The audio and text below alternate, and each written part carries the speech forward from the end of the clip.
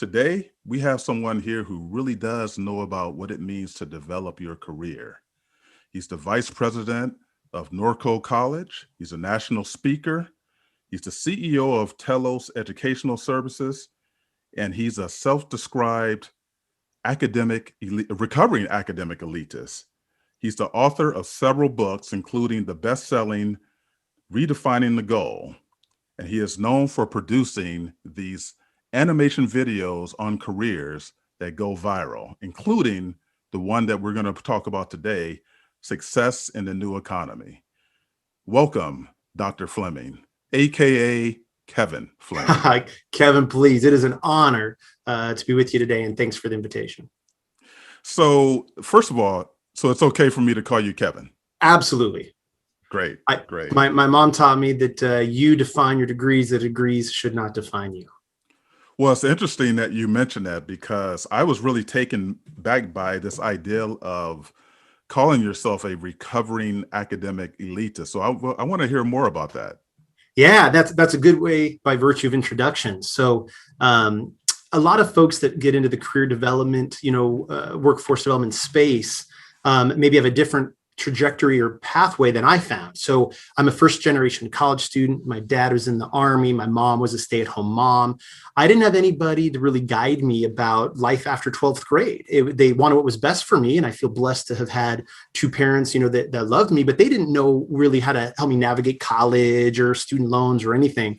I remember in high school one day, I came home, I told my mom I got the FAFSA. And she thought I needed to go to the school nurse, like I contracted something, right? But what's wrong with you? Yeah. What'd you get at school? No, Mom, it's a free application for federal student aid. And so I ended up, I didn't have any real career direction or guidance. I just went to college. That's what I thought you're supposed to do. So I got 2 baccalaureate degrees in psychology and philosophy. I learned my senior year, I did not want to be a therapist and get my PsyD. So I graduated and tried to get a job at the philosophy company. That didn't work out too well. It doesn't exist. And so I did what any 21-year-old would do with $100,000 in student loans and absolutely no employability skills. I went back to school. So I did my first master's degree in educational policy and leadership. Then I started working in higher ed, and I got interested in the business side of education because it is a business.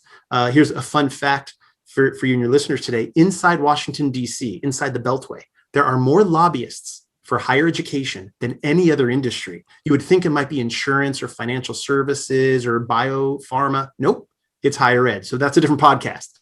But that's pretty incredible. I mean, the whole K Street lobbying organizations have exploded over the past 20 years. Actually, there's a reason why Washington, D.C. is now one of the top economies in the United States and in the world, because the lobbyists have landed there. But I did not know that the educational lobbyists were leading the pack. Why is that? I don't want to pretend to have the answer, but I will say sure. It's big business. And you look at the amount, I think it was maybe 6 or 7 years ago now in America, it used to be credit card debt was the number one burden. And then student loan debt surpassed that. And it's been eclipsing it ever since. It's big money, and the interest from student loan debt it's big money. So there's a lot of folks that have an interest in where people enroll and how much they might get into debt and how those loans are not forgivable. So there's a whole other financial dimension of that. I found myself one day sitting in my apartment, paying my bills, and I looked up on the wall, and I had my 2 bachelor's degrees and then my 2 master's degrees after completing my MBA, and they were in those really nice mahogany frames you get at the bookstore with the gold seal, right? Remember those? And then I looked down at my pile of bills that I could not pay. And I experienced, I guess the literature might call it cognitive dissonance. The kids call it WTF. I'm supposed to be gainfully employed and all that, and I wasn't. And I realized the hard way that our educational systems and structures really have one goal, and that's to get you to commencement and get you to cross the stage and turn your tassel and graduate. It is not necessarily an explicit or an inherent goal to prepare you for life after commencement. And so I found myself overeducated, underemployed. And it was actually then a friend that advised me, and I got an industry credential in geographical information science and GIS. And it was that 1 week, 40-hour credential that lifted me out of working poverty. Now, I would argue it's combined with my formal education. One without the other is insufficient and wouldn't be enough. But it was that technical skill that then got me into the California Community College system. And I was doing geospatial analysis of demography and demographic changes along with industry compositions. And I started to advise now the 116 colleges in the state about what programs they should have and where to meet the future supply and demand of workforce needs. And that opened up my eyes to this whole world I had no idea existed. And so then, of course, I went back and got that PhD, the final degree to really, fine tune the student loan debt. Want to make sure I was at least $250,000 in debt. And that's why I call myself a recovering academic elitist, because there was a point in my career when I believed that you had to get that 4-year or master's degree to be, to contribute to society and to be economically viable and prosperous. And I learned the hard way that that's not necessarily everybody's path or truth. And that in today's world, especially post-pandemic world, skills trump degrees. So it's finding that marriage between the paper and the ability to perform. Sure. Well, that's interesting, because I think that's when I met you. I met you when we were both youngins working in workforce and economic development, and you were one of the leaders. And so it now makes sense. And it's so interesting how that particular certificate lit you up. It lit you up for the community colleges. And currently you're with Norco College, where you're the vice president, but you're a former dean of career education, just like myself, what I used to be. Tell us a little bit about community colleges and the offerings that they provide students when it comes to career education. The community colleges are really the gem of the American higher education structure. To be able to have in almost every community a classroom and hands-on instruction skills they can take advantage of at the most affordable price points across America. It's a gift, and it's been a long time coming, and a lot of investments, both at the federal level and the state level, for every community to have this.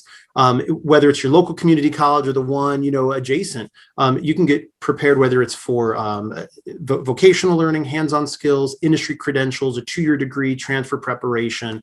It really is the best investment of our dollars that goes oftentimes underutilized or unappreciated in terms of the value they can have. Community colleges are laser beam focused on offering career and technical education programs that really provide those credentials or certifications that are needed for the local economy. And not every college offers everything. If you're really interested in a specific trajectory or industry, you might have to go 1 or 2 colleges over. But it is the best return on investment for time and money to really get the hands-on skills that you need, sure. Or to show up and basically just ask the question, hey, I'm here, I need some help to figure out, what impact I want to make in the world. There's the heart of the folks that work at community colleges. They will take the time to sit down with you one-on-one. They will work with you. They'll introduce you to the faculty, and they'll make sure you get plugged in correctly, far more than I've seen at other institutions of higher learning. Sure. So it's interesting because so often with community colleges, what is often spoken about is how they're undervalued. And in an economy that gives an education that provides so many choices out there, and here in California, where you have, I believe we're up to 119 community colleges, why is these institutions considered undervalued? What's stopping students from marching in there and seeing where the opportunities are? Well, I think educational elitism is alive and well in America. And so we have this love affair with the baccalaureate, the diploma, and with a liberal arts university. And there's a role for them. There's a place for them. Absolutely. But a majority of Americans will not go to a 4-year university. A majority of Americans don't need to. When you look at just the labor market demand of what is needed, Georgetown University, said it's only 36% of Americans that need a 4-year degree or more, to satisfy the labor market needs of America. But you've got, 2/3 of our citizenry needs hands-on skills and still needs a post-high school education or certification. And that's where the community colleges really come in. So it has been, I think, the wisest investment we've made, but there's still something about, when I graduated from high school, Mott, it's like, oh, I don't want to go to 13th grade, right? There's kind of like this cultural, like a negative, if you go to local college. And what a lot of families don't know, and I know you know this, a lot of our faculty, they're moonlighting, they're at UCLA or Stanford, or they're moonlight teaching with us. The education is superb. It just doesn't often have the swagger that some are seeking. So it's really just it's a symbol and it's a cachet, but the actual meat, the product, is as good as anything else out there. Well, it's interesting because I think I'm kind of on the fence when it comes to where community colleges are. On one hand, it is an incredible resource. I often talk about how, here in California, where else can you go where you can just, literally wake up out of your bed and say, I want to enter college and I want to enter the middle class, essentially, Yeah, it's and get open me a skill. access. That's right. So, that's an incredible resource for different people in different communities. However, it just seems to be a gap in terms of how we come to market community colleges, how the lack of stickiness that we often see between the things that if you go into a community colleges, the faculty and leaders there, they're so excited about what they can offer. But in many ways, the students sometimes are not coming in the vast numbers that they could. Yeah, that's right. I think most community colleges have empty seats. I mean, they're not often. Now there was a time a few years ago when you and I were both working side by side, and there was when the economy gets really bad, then enrollments skyrocket, and there was a time when we were turning people away just out of sheer capacity volume. But right now, I mean, there's every community college has a couple open seats, pre-pandemic or post-pandemic. But you're right; it's often not laser beam focused or targeted in the way to capitalize on that investment and capitalize on the talent and the expertise of some of the folks in the room. Part of that's a system issue. Part of that system an alignment issue. It's an issue of what we measure, and so our system is often measuring some of the wrong things. Now it's been getting better and it's changing. I don't remember how many years ago it was, but we used to have 2-year terminal degrees in this state, and then we added the associate degree for transfer, this new type of 2-year degree. And then for the first time, at least in California, we solved the problem of students wasting their time and energy getting units they don't need to transfer. We at least finally solved the problem that my brother faced, 2 decades ago, where he transferred and the university wouldn't take half the units he got, and he was told from a college counselor that they would all count. We solved that, that problem. At least that nut's been cracked.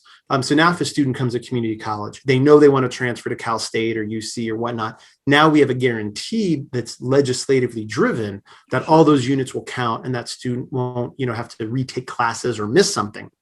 What we need is a similar legislation for occupational preparation and for career trajectory alignment, because we still have some of those issues where the local curriculum or certificate may or may not be exactly aligned with what the local employer needs. And so that's still an opportunity for growth. But I would say a gross preponderance of our programs, over 70%, are laser beam, teaching the right things. And there's always refinement that's needed for the balance.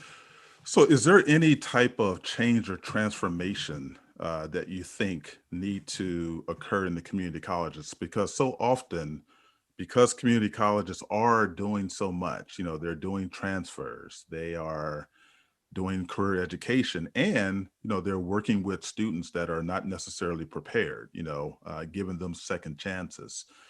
And, that's a lot. But I think because community colleges do a lot, we kind of hold back our critique or criticism of them as institutions. There's a change in economy out there. Are there anything that community colleges do that should be under the lens of change and transformation? This is why I love you. That's a great question. So I think for me, it's looking at life after commencement. So only recently did the state start to provide the data of the earnings of a graduate after they left our walls, right? And so if, I believe, and I think you believe this too, is that graduation is an important milestone, but it's not the goal. The ultimate goal is for them to be in a thriving career where they could provide for their family, get back to their community, feel a sense of self-identity and self-worth, and get jazzed and excited when they wake up in the morning, and not just punch the clock and wait, praying for retirement, right? So if that's really the goal, is for them to be engaged in a sector and in the community with a living wage. Only a couple of years ago did we start to get that data to look at, well, how do our students actually perform? historically, and even today, the primary metric is, well, how many students graduated and got the piece of paper? But we got to look further than that and look at, well, how many of them are actually employed in the field of study that they took courses in, and how many of them had a wage increase, or at least above the living wage for that region. That, I think, is the more important variable. And so as a vice president at Norcal College, 3 years ago, we were redoing our educational master plan. And so for the first time, I was able to work with our team, and we added that as one of our key performance indicators for the college of what is the wage of all of our students, not just the students in this program or that program. Every single human being that comes through our walls that gets a certificate or a degree, we're now measuring ourselves on what is their earning potential, what are they getting, a year out, 2 years out, 5 years out.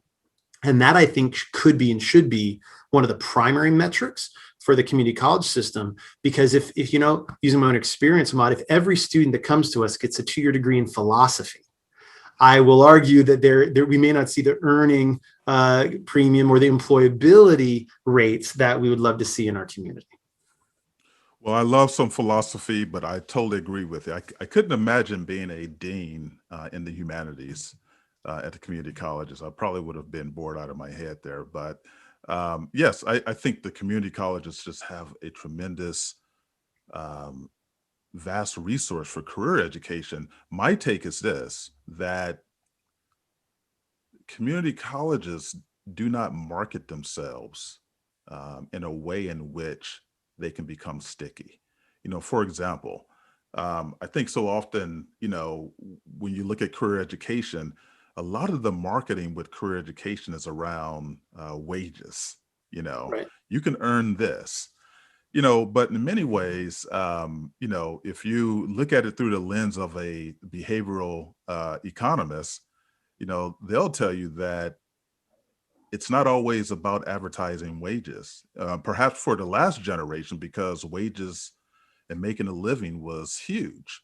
But purpose, and I know you and I are going to get into this, but purpose wasn't as important to earlier generations. It was about the wage and making a living. In today's world, behavioral economists would say that instead of looking at things rationally, you may want to look at things irrationally and really advertise based on what experiences does this job give you, not only at work but also outside of work. Now that sounds counterproductive, but in many ways that's how our brains work these days. What do you say to that? I absolutely agree. I have a colleague that does CT marketing out in Ohio, and he recommends every culinary arts program should advertise as such. They should say, "Hey, do you like to play with knives and fire?" Exactly. Then come to our culinary arts program, right? And there's a lot of hooks of what we do. I agree with you. I think leading with wages is not, and the data is bearing this out. Most students are looking at higher education as a commodity, and they'll go, there's not a lot of institutional affinity to their local community college, but there is about what's the lifestyle that I'm going to get if I go through this program and I get this job. Exactly. What is my life going to look like? Can I afford the truck and the weekend concerts? Am I going to get, what's my home going to be like? Can I get out of my parents' basement? Like, what is this going to be? So I agree with you. I think the lifestyle that we are preparing a student for is how we should start that marketing campaign, not on here's our convenient locations or the quality of our faculty or the caliber of our instructional equipment or the median wage that you could expect to get. All of those in terms of the what and the how and the where is not as important as the why. And I absolutely agree. We need to be, community colleges don't get a lot of marketing dollars. It's one of the few areas there's just not a budget for that. So we can never compete with some of the private sector, pathways and educational institutions to do commercials and the like. We just don't have the bandwidth or the dollars. But we can start with the why and help our residents understand the value proposition of getting that industry credential, of getting that career education pathway. Simon Sinek even talks about that, about starting with why. And that's what builds the intrinsic motivation within the students to then want to persevere and say, okay, well, then I'm going to get up early and come to this training program because I understand the lifestyle and the why of how I can change my situation or provide more for my family or be a good role model for my child or whatever the intrinsic motivation triggers might be. But they have to see the payoff. And they have to know what it's going to look like when they're done. And it's not just about the wages, and you're kind of poking one of my my hot button issues about I can't believe how much on point you and I are on this. Wow. we're like-minded, man. I mean, this is, Yeah. I get frustrated when our colleagues advertise their program and they show the median wage or the average wage someone can get when they go out into the career. And that's a hot button issue for me, because you don't get to go out and just get a minimum wage to be an accountant or an average wage to be a construction worker. There's a range. There's a huge wage range, regardless of what career you're going to go into. And so I love to market, here's the complete wage ranges you can get if you go into game development or computer science or electrical engineering, because I want residents to know, if you're really, really good at this, and if this occupation and this skill set is in line with who you are and your natural abilities and how you think and what gets you excited, you're going to earn at the top of the wage range. But if you're doing it just to do it, but you suck at it, if you're not very good at marketing, but you're getting a marketing major, if you're not good with numbers, but you're getting an accounting degree because you think it's going to pay well, I like to market, no, you're not. You're going to be at the bottom of the range. And here's what that range is. So let's find the alignment between who you are, what you can do, and what someone will pay you to do. And that'll guarantee you a position at the top quartile of every wage range, regardless of your educational attainment at the moment. And so I love to lead with that range, because it's about the fit with the person, not necessarily the transcript, that's required for the job. Absolutely. So you mentioned the private sector, how the private sector gets more funding. I guess about 2-3 years ago, prior to then Lieutenant Governor Newsom becoming the governor, I actually sat on a panel with him. And one of the things, it was on the future of work, and one of the things that we discussed was this ideal around how much is the business sector truly connected to the community colleges. Now, my premise is this, and this is going to be a critique, so I'm just letting you know. Bring it. That community colleges, the leadership and professionals overstate their stickiness and connection to the business sector. Now, we develop all of these industry-driven initiatives, but at the end of the day, the person who's showing up there is the director of community relations and public affairs, or someone who is not a decision maker. And the governor agreed with me, and as I said in that conversation, and you may know some, but I know I don't, that I have not seen a major company give $1 million, $2 million in cash, not from their foundation, but from their operational budget, to a community colleges like they would do if it was an R&D lab at a university, to set up some type of center that connects a pipeline of workers. I haven't seen that. Now, you may know about that, but I don't. So my question to you is, how can we create more of a bilateral relationship with business that is not superficial? It's a great point, a good question. I don't think that was really too much of a critique at all. I mean, you're right on. I think having been a CTE dean, for 8 years, we're required to have the annual industry advisory board meetings. And so you and I, we would do that and bring the faculty together. And some of those relationships become pure and true and have longevity. Others are just, a 1 day a year, review of the curriculum and a touch point. And that's insufficient to really have strong connections. There are others on the other end of the spectrum where we have employers that are teaching part-time in the program. And we have other models like Calbright, where it's actually employers financially investing in the tuition of their entry-level employees. We have apprenticeship programs where the student is already employed. And this is actually, I think, a direction that I think would be wise for our system to invest in, is not looking at the linear relationship of a student becomes an employee, but rather the employee becomes a student. And if we can get the entry-level employee to be in an apprenticeship program with the college, part-time, classes over 4 or 5 years to get their 2-year degree while they're employed. They're learning in school that relates to what they're doing on the job that same week, and having that relationship. Those are the places that you're going to see in all those apprenticeship pockets.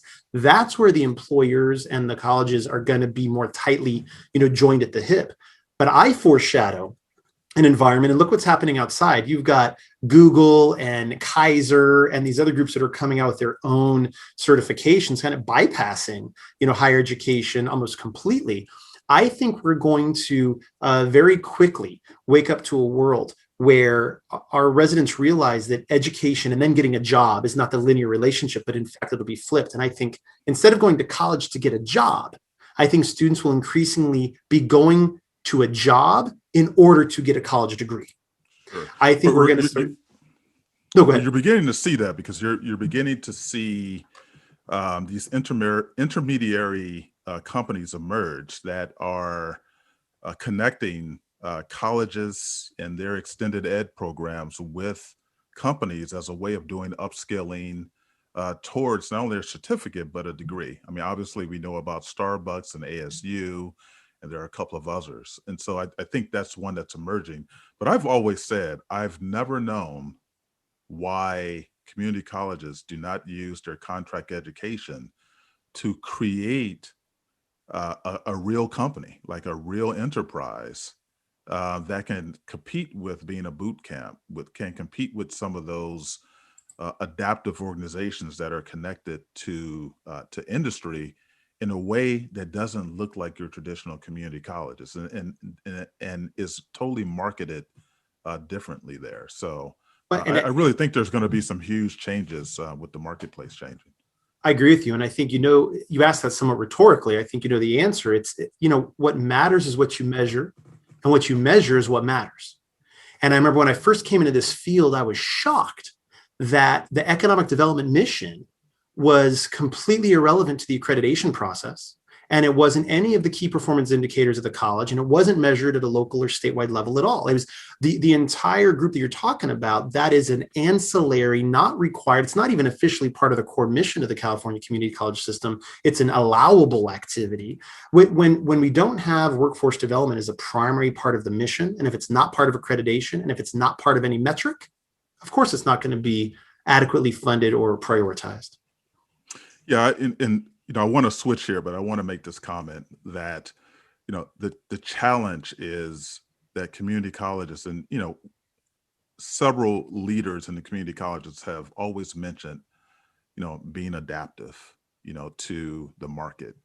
And that's really a concern I think the community colleges have to really take a deep dive in, because in many ways, the way they're funded really inoculates them from really true market conditions, that ask for them to respond in a way that doesn't get curriculum held up, in a arduous process through some of the systems that are set up.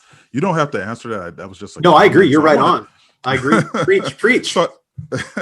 So I want to switch over to your fabulous book that I had a chance to read. And earlier we were talking about, how many things we have in common in terms of how we're thinking about this. Well, reading Redefining the Goal pretty much cements that. Can you just tell us a little bit about what brought you to write this book, and what are the pressing issues around redefining the goal, where we are now, and how and why we need to redefine it? When, I didn't wake up years ago and start writing a business plan to start a consulting side hustle and produce animated videos and write a book and become a national speaker like that. It was very organic. It didn't, it just happened. I started just talking to folks and explaining what I was seeing about the misalignment about our educational systems and the actual world of work. And my own story being, where that started. And I saw that it repeated hundreds, if not thousands of times. So I'd go around, I'd do my presentations, I'd be at conferences, then a group would ask me to come out and speak. And that started to evolve. And finally, honestly, someone just pulled me aside and said, "Hey, do you have this written down in a book? That was a great 4-hour professional development workshop we just did. Yeah. Do you have it written down?" And I looked at him, I said, no, but that's a good idea. Like I never really thought of it. And I'll share with you what I don't share with a lot of folks, but how I got started is I did a 4-hour professional development pre-conference session and I recorded myself. And then I paid someone to transcribe the training. And that was about 50% of the book. That was the core structure. Smart. I started with that, and then I had 50 pages, already written from that training, and then then I just added an example here and some citations there, and I wanted to make sure that it wasn't my own opinion. So what's a little different about that book I wrote is that every chapter is laden with a lot of resources and links to the primary research and to every claim I make in there, where it comes from, because it's not my opinion. It's a culmination of the realities of the world that are often unspoken. So I wrote the book primarily for educators. Parents have read it and enjoyed it. Students have read it and enjoyed it. But it's primarily for educators and administrators to read through. That helps them to. It's been described as an accurate gut punch about, hey, here's all the things that are wrong with their system that can be changed. And so I give over a dozen very specific recommendations about here's the things we can do to make incremental shifts to help that alignment between what's happening K through 16 and what's actually happening out in the real world, so it's not as jarring of a disconnect. So the book goes through, of course, my story and others that kind of outlines those. No, that's great. So can we talk a little bit about how you see purpose? Because I think I mentioned earlier how previous generations, they didn't really think about purpose a lot. It was, whether you're talking about the greatest generation, or the generation after that, the boomers a little bit, but for the most part, it was get a job in the factory, become part of the middle class dream, and live your life out. Yeah. But now, students are, you were talking about motivation earlier, some of the work that Daniel Pink did. There's a different type of motivation for how students see their lives unfolding.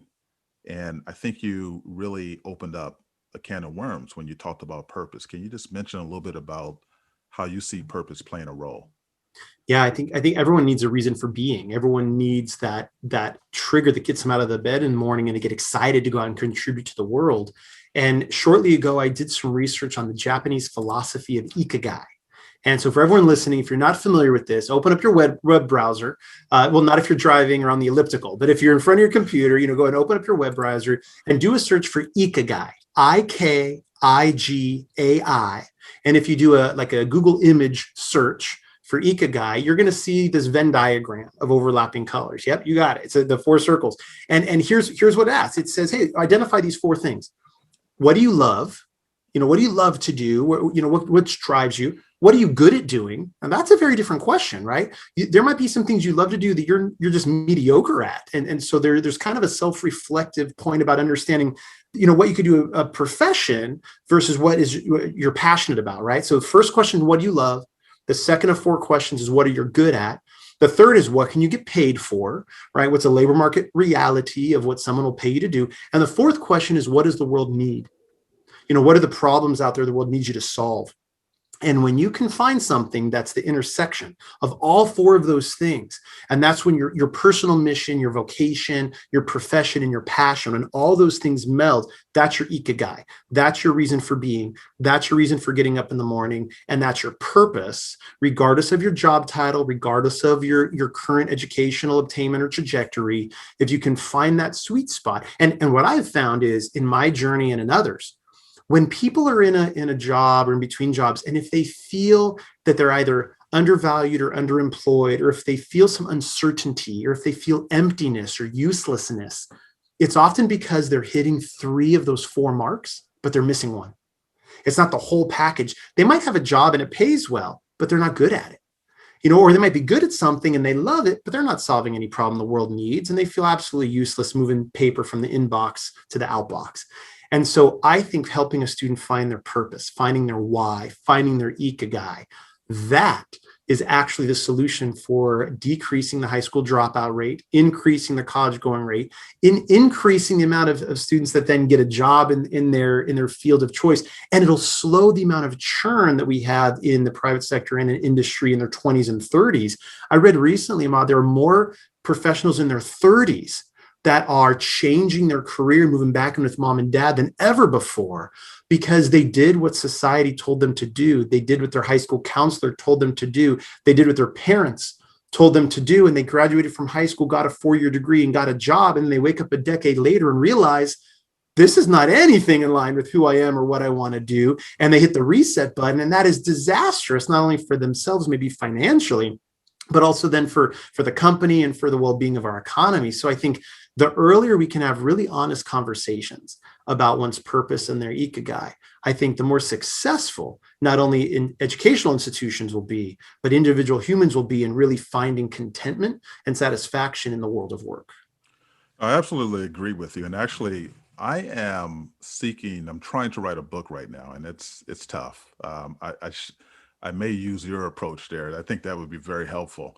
Um, One of the things I talk about in the book is this whole ideal around how we have to get students at some point to challenge some of those common assumptions that are embedded into them early on, from their family systems, from their religious institutions, from the educational institutions. And I'm not saying to, cast those to the side, but there are just a lot of things that influence how one chooses a career, an opportunity for themselves. And even today, I mean, I still run into students who are really following their parents, their grandfathers' dreams, and Yeah, I'm very surprised by it. And so, this love whole that. idea of how can we liberate students to understand that how you've been brought up is legit, is great, but the world is waiting for your own unique thumbprint to give to the world. And I think that's when it comes to this purpose part that you're referring to. And interestingly, so I want to follow up on that because just looking at your book, you spend some time with looking at high school students and how they move through that world into the college system. Um, Being in high school is tough. And there's an assumption that you're going to embrace a career early on, which I think is just a disaster. Is it's it's not a great thing to do to a kid that is trying to understand the world. How would you say we address working with students to, find their path? Yeah, you're spot on. And we know you're right, because how many 40-year-olds are doing now what they said they were going to do when they were 16? Right? Very, very few. So what I have a video out on that topic. All your listeners can go to. It's called The 4 Skills and 4 Steps. And I talk about it in my book, and I did a lot of research kind of boiling this down. And it's a video for high school students. And regardless of who they are, where they're from, what their socioeconomic status is, what their educational trajectory is, or their occupational trajectory might be, there's 4 skills and 4 steps all students need. So the 4 skills are: all students need academic knowledge. They need to be able to read and write and perform. They need life skills. They need the second skills. They need to know financial management, a little bit of understanding, legal bases, understanding how to set goals, time management, personal management, computer literacy, etc. The third skill all students need is employability skills. It's not just how to get the job, but how to keep the job and how to pivot when industries change. And then the fourth skill is the only one that's industry specific, and that's technical skills. So all students need those 4, but there's 4 steps we know from the research that all students should go through to successfully identify and maximize their likelihoods to have an advantage when they graduate. And those 4 steps is: first, self-exploration and self-awareness, really understanding who you are, your strengths, your personality, your deficiencies, your gifts. Secondly, then, it's career awareness, understanding what are the jobs out there, right? The Department of Labor says there's over 950 jobs. Most high school students can't name 30. They only know what they know from their parents or what they see on TV. So part of it is just understanding what's all out there. Then the third step is really then, and this is the piece of that most students miss, it's that intersection of the two. It's then finding, okay, then given what's out there and given who I am, then what are the occupations that's going to be a good fit for me?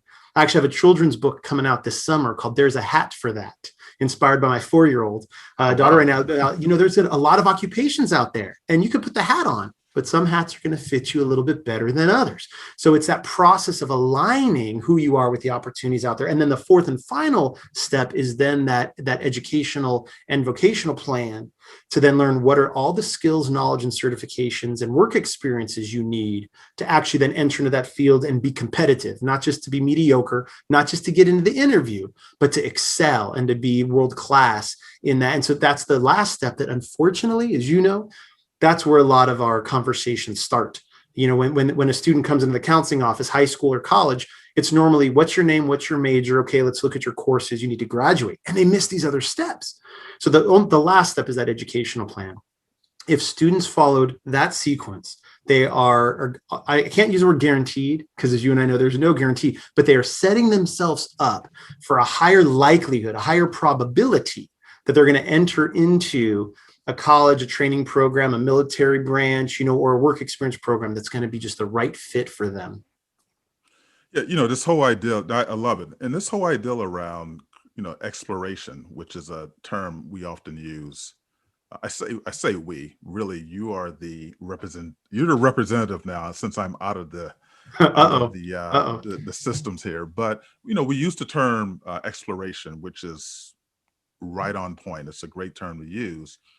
But what we don't account for in terms of what exploration means is this whole idea around failing forward, meaning that, through K-12, for the first 12 years of a kid's academic life, educational life, they go through these letter grades where F means that you're not going past go.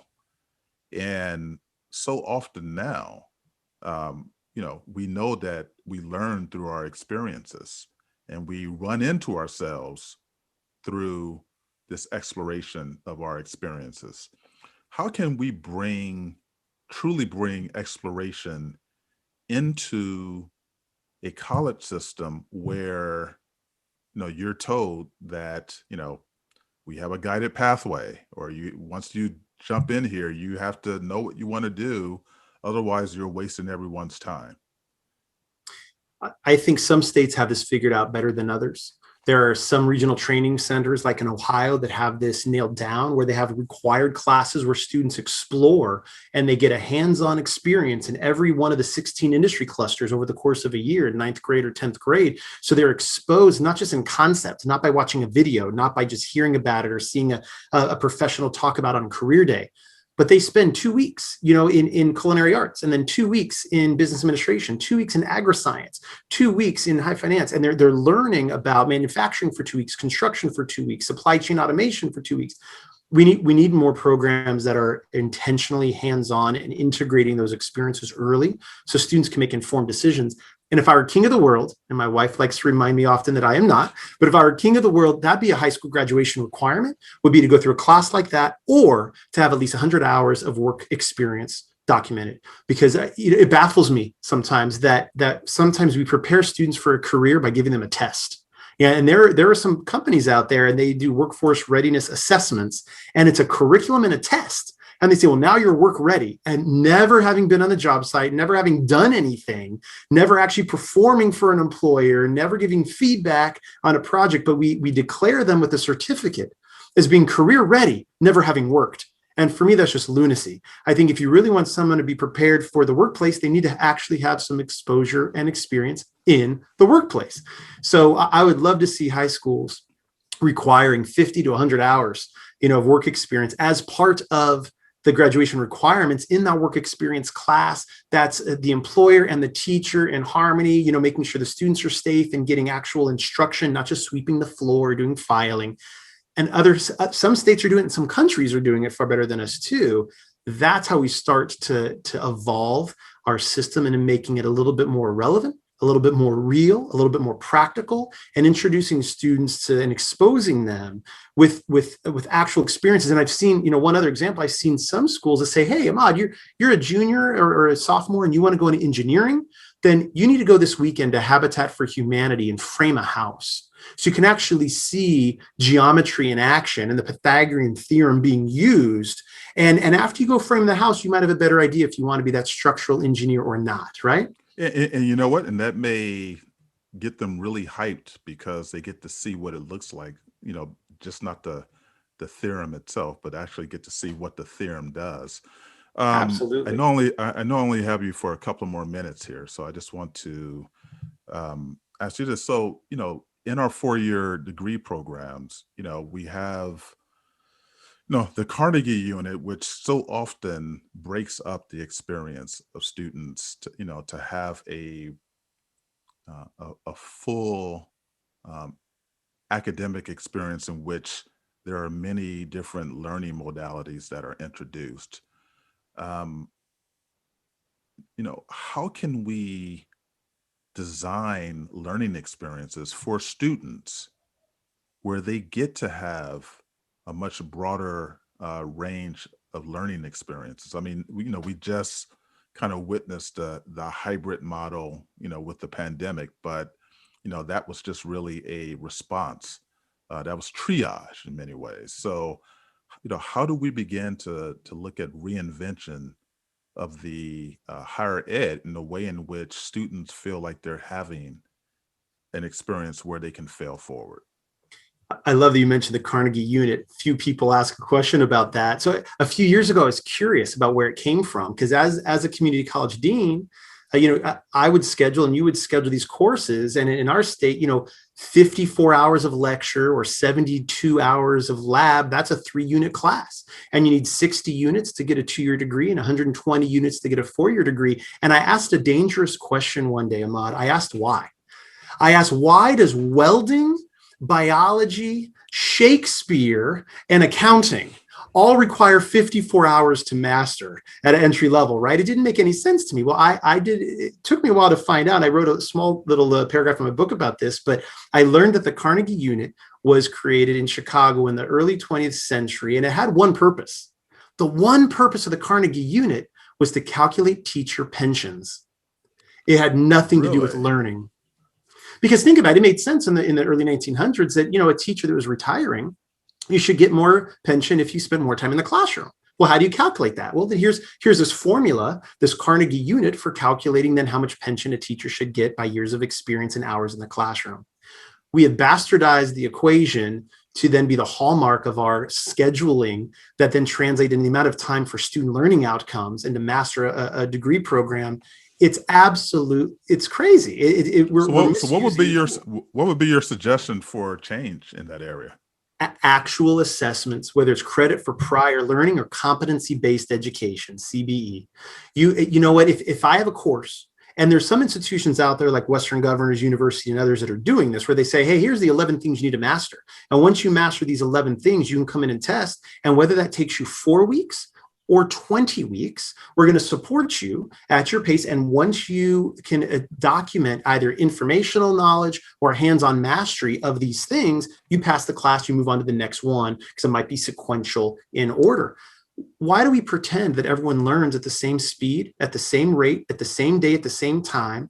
There's no logic behind that or no research behind it, but we have a whole structure organized by the Bell schedule. We need to completely get away from the Carnegie Unit. It's not just my humble opinion, it's rooted in all the research, but we have to get to a competency-based education model where we validate and honor someone's experience and knowledge they might get outside of the classroom, still validate it and proctor it and ensure that we're giving that seal of approval that they've earned it or mastered this particular knowledge or competency. But it doesn't have to be done on our schedule. We should provide the opportunity to learn. But if it takes you 5 weeks and it takes me 10, that should be okay. I agree. Well, actually, it's interesting because when I was dean, being dean actually informed me around another way. And that is when I was dean, I actually was working with the fire service and also with with starting a police academy, which we never got around to. But in working with the fire service, what I found is that um, there were 3 courses. You can have like a 9-unit course. And I don't want to get too technical here for our audience here, but because you can't break everything up when you're going through a fire academy, there were moments or times when a particular course and all the things you did, took up 9 units, and that was part of the experience.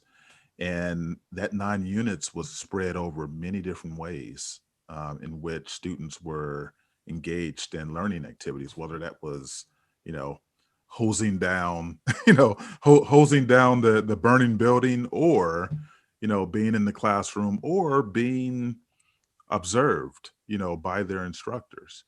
And so that created a much fuller experience. And I have some other examples in my own work with 4-year universities around entrepreneurship. So, I hope that's something that also can be looked at as an option for students. I think we're going to be forced to, I say we, but I think the higher education sector is going to be forced to look at this in the years to come. And it's already starting. There are a lot of institutions, and we mentioned earlier, some private sector companies that are coming up with their own certifications and training programs. I think if the higher education sector is not more in tune and aware of that shift, it might find itself in certain sectors, kind of just behind the 8 ball a little bit. And people have other options that just might be a little bit more eloquent or faster or responsive to their unique needs. And the marketplace will respond accordingly. Absolutely. How much time do I have left with you?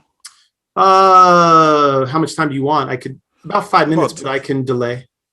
About 5-10 minutes. I just have one more question. Yeah, let me just let my next appointment know that I'm busy and I'm doing something very important. I'll be with you. Well, I'm enjoying this conversation. So while you're doing that, I'll just kind of ask you the question. Yeah, please. Because I really want to, for our listeners, which are people who are finding ways to cultivate their talent. Because one of the things you said earlier, you talked about how the bachelor's degree is becoming a weak signal, and I agree. Still encourage people to take that route if that's really where their passion and purpose is, to get them where they need to go. However, we can put more value on the certificate. You talked in your book about certificates and how that could be introduced as a resource for helping students get into occupations that are sustainable, high wages, and pretty exciting.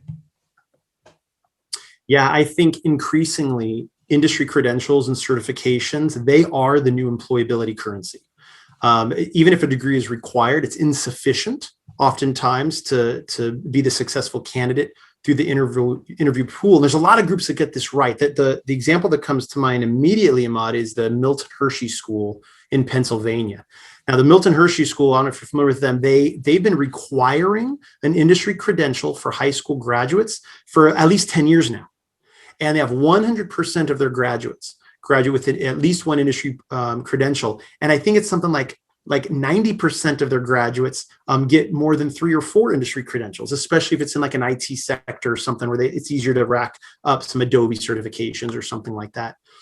Employers don't know what a certain high school, Joe Blow High School or Joe Blow College, they don't know. How could they know what are the skills or the knowledge within a certain course or a certain degree program? But they know what's required to get that industry credential that they value. And the more that we can embed industry credentials in the formal classes, K through 16, the stronger, it's a stronger symbol to employers about what it is that student's coming out with. I remember when I first became dean here, we had a graphic design program, and we were teaching a class in Adobe Photoshop, very common, software to get. And I was a little surprised to learn that we were not offering the industry credential. And so they were getting a 3-unit class, Carnegie Unit class in graphic design in Adobe, but they were walking out without that entry-level certification. And when I sat down and met with the faculty and asked why, and she was very, very a hard worker, very kind. She was honest with me, and she says, well, Kevin, I don't have the certification, and I don't feel comfortable requiring that of my students if I don't have it myself. Well, fair enough, right? And so I asked her, I says, well, would you be willing to go back and get the certification. Now, Ahmad, this is a big question for me to ask her because she only had 2 more years left till she was ready to retire. And here I am asking her to go back, get a certification, change her curriculum. And I want you to know she said yes. And she went back. Really? To her credit. Wow. She got the Adobe certification. And when she came back from getting that, she was 90% there. And I kind of knew in my gut she was. She might have even been 95% there. She had to tweak just a few things in her curriculum. She changed the final exam of her class to be the industry certification exam. We used our state funding, again, not to get technical, but our Perkins funding, we paid for a site license. Ahmad, that year, every single student that graduated the class got their industry credential. And it had no cost to them because there was one educator that was willing to go the extra mile to humbly recognize that maybe there was a little bit of sharpening of the saw she could do for the benefit of her students. She did it. And now our students are the beneficiary of that work every semester, since that has occurred. And I think that's the kind of courage and self-reflection and humility and support that is required in every program in every sector, because students are realizing it. That LinkedIn Learning certificate or something they can get on their own has a lot of labor market value, oftentimes more than the academic course. And so my encouragement to everyone out there is gain those industry credentials. It lifted me out of working poverty. It gives students the competitive advantage. It can beat out the other competitor for that job that might have the exact same degree with the exact same GPA, maybe from a quote unquote better school, or more known school. But it's that industry certification now and in the future that's really giving students that extra edge among the competition. Well, I think it's great that you're such a living example of that. So, for you students out there, just know that you too can become Kevin Fleming. Oh, that's scary. Or let's just say, please Kevin be a better Fleming version. Like. Please be better. Please don't set your sights so low. So Kevin, in closing here,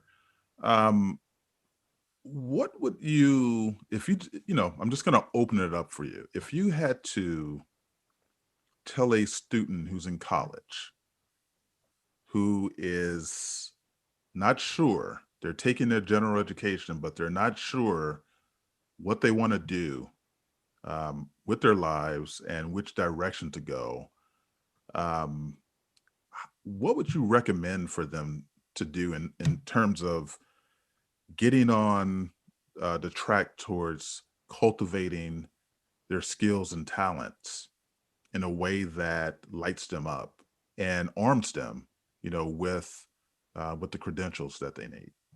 Wow, big question.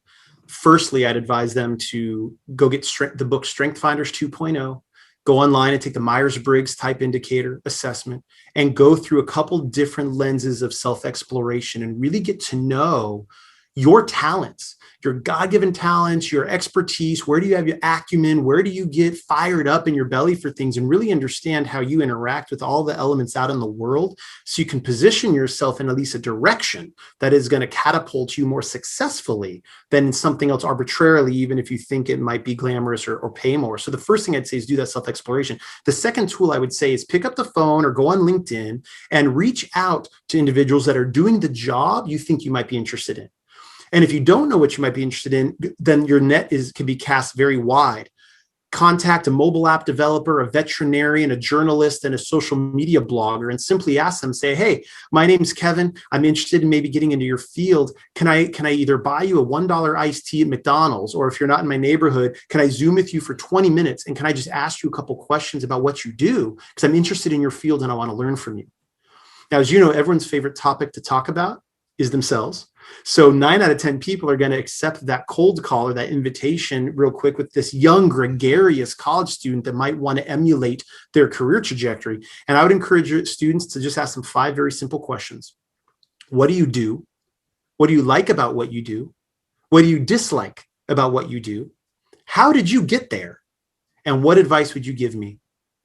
If you ask those 5 questions to 5 biologists, or 5 published authors, you're going to start to get really refined information through these informational interviews to know what that pathway and that career looks like. And you're building mentors and building relationships and your professional network along the way. Whether you're laser beam focused and you know what you want to do, or if you're completely undecided, those steps of doing a deep self-exploration and doing informational interviews is going to naturally start to refine for you and shape for you what your next few steps would be. And that'd be advice I'd give any college student that is questioning or meandering or is experiencing a little bit of anxiety or career confusion. I'd say start with yourself first, really know your assets, because you are exceptional in many ways and there's some things you suck at. That's how this whole human being thing works. I love it. So know that, and then start learning about all those different directions and how to get where you may want to be. And those two things combined are going to start naturally, organically shaping into a roadmap on then what the next step should be. Well, Dr. Kevin Fleming, I don't know whether we can conclude this conversation any better than that. I mean, that is just fire advice, man. And I appreciate it. Now, on your website, I went through there. You have a voluminous amount of resources, including links to assessments. I mean, a number of different assessments that the students could take and kind of explore. So if you don't mind, just share us a little bit more about your website, where they can go to, and that's it. I think your background is great. So first of all, I just want to thank you for coming on the Talented Life podcast. Your words are incredible. Given the fact that you're a VP, I thought you were gonna come on here, man, and be very old and crotchety, man, with your advice. It's good to know that you are still connected, Well, to the thank you. generations who are coming through the pipeline. Well, thank you, and this is a great podcast series, and I'm honored to be part of the inaugural kind of season here. I'd say my website is my name. It's kevinjfleming.com. There's a tab on there called Learn. There's some videos on there. I would say definitely click around a little bit. I've animated videos on there specifically for educators, for counselors, for students, for parents. So watch one or two of those. Feel free to watch the content for others. And feel free to pick up either the audiobook or some of the other free resources and links or downloads. Take the Myers-Briggs, go to dreamcatcherprogram.com if you really want a deeper dive in finding your purpose and your intrinsic motivation to find your ikigai. The Dreamcatcher program is one I highly recommend. They're doing it right. There's a lot of other links on there that I recommend. And of course, maybe self-serving, but feel free to pick up a copy of my book for you or for a colleague. And I'm in your corner, not just you, Ahmad, but for everyone listening. I'm on LinkedIn heavily. Reach out anytime. Let me know if anything on there has been helpful for you or for your kids or for a neighbor. Just kind of help them think about life and their career trajectory and finding their purpose on purpose. And I continue to be a resource and look forward to continuing this conversation maybe in another time. Absolutely, my friend. Well, have a great day. Thank you. You too.